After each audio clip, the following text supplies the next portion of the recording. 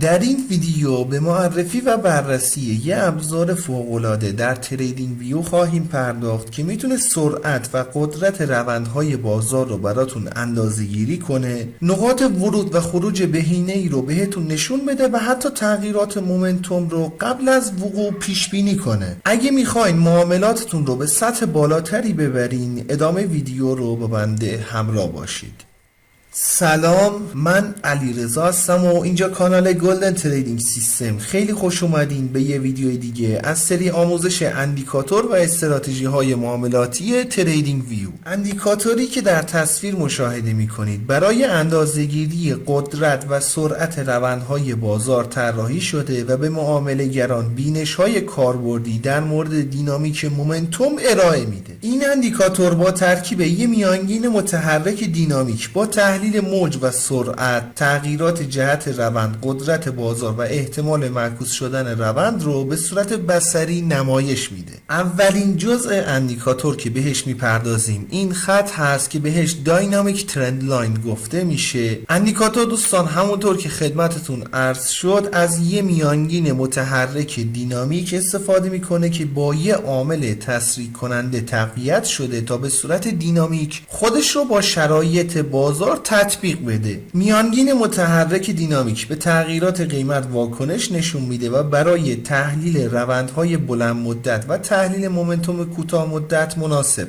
است. بدین صورت که این خط و رنگ کندل ها به رنگ سبز نمایش داده بشن نشون دهنده ی روند و مومنتوم صعودی هست. این خط و رنگ کندل ها به رنگ قرمز نمایش داده بشه نشون دهنده ی روند و مومنتوم نزولی خواهد بود. دومین جزء اندیکاتور این هیستوگرام ها هستند که بهش ترند اسپید هیستوگرام گفته میشه و برای پیگیری تغییرات مومنتوم بایستی مورد استفاده قرار بگیره. البته این نکته را هم خدمتتون عرض کنم که رنگ کندل ها با توجه به این هیستوگرام ها به رنگ های سبز و قرمز نمایش داده میشن و در واقع رنگ بندی کندل ها هم داره مومنتوم بازار رو نمایش میده. بخوایم تک بعدی بهش نگاه کنیم و مومنتوم رو فقط با تغییر رنگ کندل ها بررسی کنیم، مناطقی که مومنتوم بالایی رو دارن یا اینکه مناطقی که تغییرات در سرعت مومنتوم رو داریم کندل ها به همون نمایش نمیدن. ولی با این هیستوگرام ها شناسایی تغییرات مومنتوم بسیار ساده تر هست. بسیار خوب، بریم سراغ این جدول و اطلاعات مهمی که به همون میدید. در ستون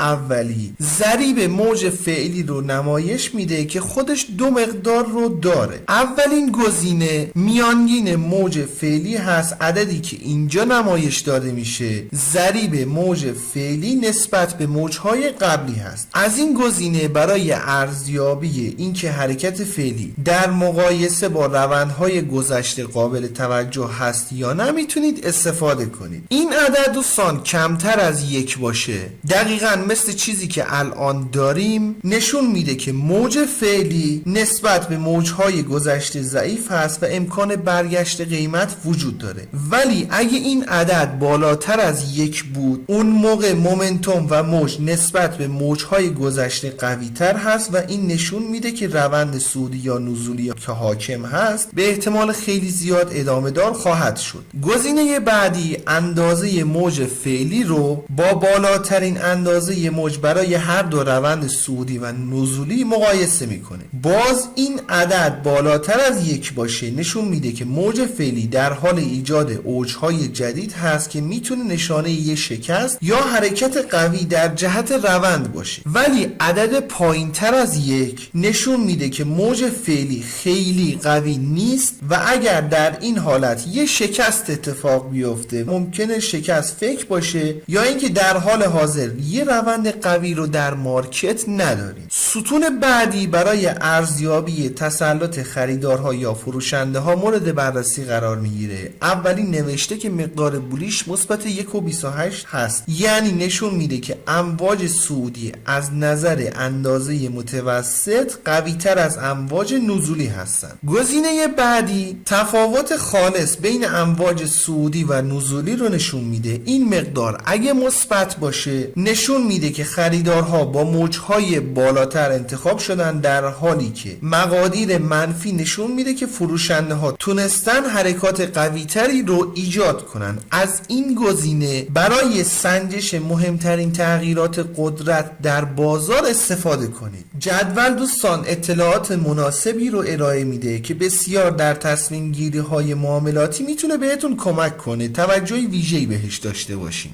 برای انداختن اندیکاتور روی چارت باید وارد سربری ایندیکیتورز بشیم. در تب سرچ بار عبارت ترند اسپید آنالایزر رو وارد کنیم. این اندیکاتور هست که توسط زایرمن طراحی شده. قبل از اینکه بخوایم به قسمت تنظیمات اندیکاتور بپردازیم، میخوام ازتون درخواست کنم که اگر فکر میکنید اندیکاتور یا ویدیو مناسب هست لطفاً ویدیو رو لایک کنید. اگر هم دوست دارین با جدیدترین ابزارها آشنا بشین و نحوه کار باهاشون رو یاد بگیرین، پیشنهاد میکنم کانال خودتون، کانال گلدن تریدینگ سیستم رو سابسکرایب کنید و علامت زنگوله رو هم بزنید تا به محض انتشار ویدیوی جدید بهتون اطلاع داده بشه. بسیار خوب، گزینه اول مربوط به پریود میانگین متحرک هست که میزان صافی خط رو تنظیم میکنه. گزینه بعدی هم همون عامل تسریع کننده ای هست که خدمتتون عرض شد برای تقویت میانگین متحرک دینامیک برای سازگاری با شرایط مختلف بازار قرار داده شده. در این قسمت اون عامل تسریع کننده پریودش رو تعیین میکنید. در کل برای این دو عدد اگه میخواین روند رو در بلند مدت بررسی کنید باید مقادیر بالاتری قرار داده بشه. اگه میخواین از حرکات سریع بازار استفاده کنید و نوسانات سریع بازار رو ارزیابی کنید باید این پریودها رو پایینتر قرار بدید. قسمت بعدی مربوط به مقادیر جدول هست. در این قسمت مشخص میکنید که جدول رو بهتون نمایش بده یا نه. در قسمت لوک بک پریود تعیین میکنید که چه تعداد کندل برای محاسبه داده های امواج صعودی و نزولی استفاده بشه. دوره بالاتر باعث میشه که دید جامع تری از روندهای بازار رو اندیکاتور ارائه بده، اما ممکنه حساسیت به شرایط اخیر بازار رو کاهش بده. دوره های کوتاه‌تر بر داده های اخیر تمرکز میکنه. قسمت بعدی برای نمایش یا عدم نمایش مومنتوم توسط تغییر رنگ کندل ها هست که میتونید فعال یا غیر فعالش کنید. گزینه کالکشن پریود تعداد کندل هایی که برای تغییر سرعت روند استفاده میشه رو مشخص میکنه. در